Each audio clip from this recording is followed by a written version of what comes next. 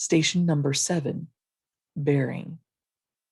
Hear these words from the Gospel of John, chapter 19, verses 6 and 15 through 17. When the chief priests and their deputies saw him, they shouted out, "Crucify! Crucify!" Pilate told them, "You take him and crucify him. I don't find any grounds for a charge against him." The Jewish leaders cried out, "Take him away! Take him away! Crucify him!" Pilate responded, "What? Do you want me to crucify your king?"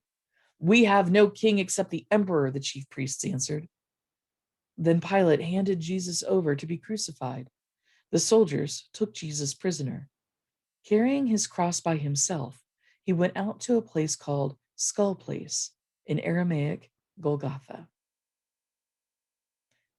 The seventh station is a very lonely one. John puts it this way: and carrying the cross by himself, Jesus went out.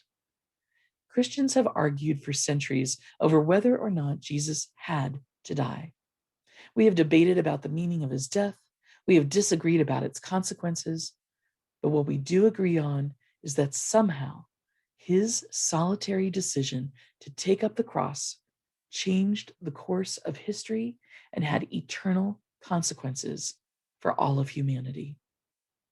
The Orthodox tradition has long held that Adam and Eve had been waiting for centuries in their graves for the coming of the one who would rescue them from sin and death.